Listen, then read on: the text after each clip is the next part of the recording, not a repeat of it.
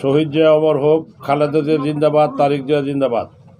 প্রিয় সাংবাদিক ভাই ও বন্ধুগণ, আসসালামু আলাইকুম। আমি মোহাম্মদ আমিনুল ইসলাম বাদশাহ, সাবেক উপজেলা বিএনপির 2 বারের সাধারণ সম্পাদক, জেলা বিএনপির যুগ্ম আহ্বায়ক, 3 বারের ইউপি সদস্য ও চেয়ারম্যান ও 3 বারের উপজেলা চেয়ারম্যান ঝিনাইগাতি শেরপুর। প্রিয় সাংবাদিক ভাই ও বন্ধুগণ, আপনারা ইতিমধ্যেই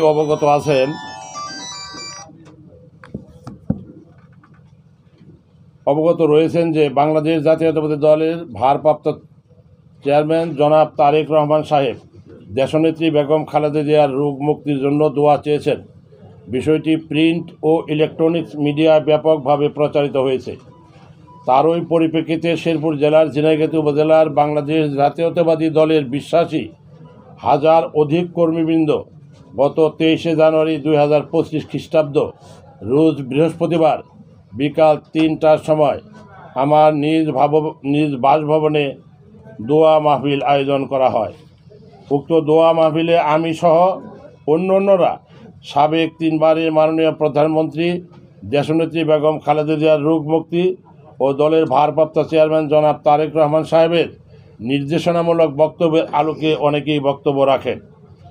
সেই দোয়া মাহফিলকে কেন্দ্র করে গত 25শে জানুয়ারি 2025 খ্রিস্টাব্দ রোজ শনিবার উপজেলা বিএনপির যুগ্ম আহ্বায়ক জনাব শাহজাহান আকন্দ সাহেব উদ্দেশ্যপ্রণোদিতভাবে আমাকে হেয় প্রতিপন্ন করার জন্য একটি সংবাদ সম্মেলন করেছেন। দোয়া মাহফিলে আমার দেওয়া একটি বক্তব্যকে কেন্দ্র করে তাদের আয়োজিত সংবাদ সম্মেলনে আমার দেওয়া বক্তব্যের সঠিক অর্থ না বুঝে আমার জনপ্রিয়তার প্রতি ঈর্ষান্বিত হয়ে আমার বিরুদ্ধে অসত্য ও বিভ্রান্তিমূলক বক্তব্য প্রদান করেন।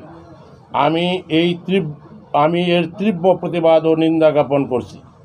প্রকৃতপক্ষে 3 বারের সাবেক সফল প্রধানমন্ত্রী দেশনেত্রী বেগম খালেদা জিয়ার রোগ মুক্তি কামনা ও দলের ভারপ্রাপ্ত চেয়ারম্যান জনাব তারেক রহমান সাহেবের নির্দেশনার আলোকে বক্তব্য প্রদান করেছি।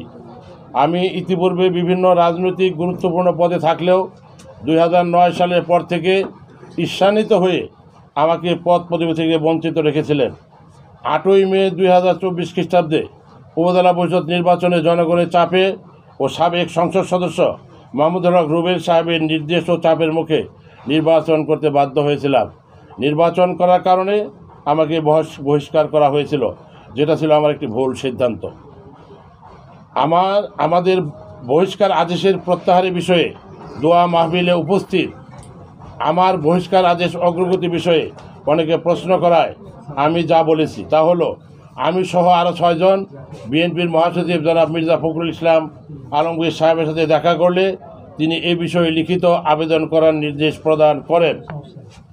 নির্দেশনা অনুযায়ী আবেদন করলে আমাদের আবেদনপত্র বহিষ্কার আদেশ প্রত্যাহারের সপক্ষে লিখিত মতামত ব্যক্ত করে প্রয়োজনীয় ব্যবস্থা গ্রহণের জন্য তা বিএনপির কেন্দ্রীয় কার্যালয়ে প্রেরণ করেন। ইতিপূর্বে গত 5ই আগস্ট 2024-এর পূর্বে বহিষ্কৃতদের বিষয়ে স্থায়ী কমিটির সভায় বহিষ্কার আদেশ প্রত্যাহারের বিষয়ে ইতিবাচক সিদ্ধান্ত গৃহীত হয়, যাহা প্রিন্ট ও ইলেকট্রনিক মিডিয়ায় ব্যাপকভাবে প্রচারিত হয়েছে। ইতিমধ্যে দোয়া মাহফিলে আমার দেওয়া বক্তব্য সামাজিক যোগাযোগ মাধ্যমে প্রকাশ হয়েছে, সেটা দেখলেই এসব বিষয়ে সুস্পষ্ট ধারণা পাওয়া যাবে। প্রিয় সাংবাদিক ভাই ও বন্ধুগণ, আপনারা জাতির বিবেক, আপনাদের কলমের শক্তি সমাজের সত্য এবং ন্যায়কে প্রতিষ্ঠিত করতে অমূল্য ভূমিকা রাখে। তাই আপনাদের লেখনের মাধ্যমে সত্য এই তথ্যটি জাতির সামনে তুলে ধরতে বিনীতভাবে অনুরোধ করছি। শহীদ জিয়া অমর হোক, খালেদা জিন্দাবাদ, তারেক রহমান জিন্দাবাদ। আমি মোহাম্মদ আমিনুল ইসলাম বাদশাহ।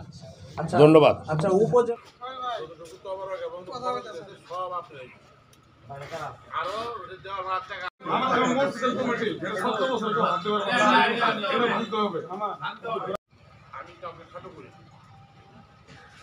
আমার বক্তব্য শুধু আমাদের যে ভারপ্রাপ্ত আমি যেহেতু আমার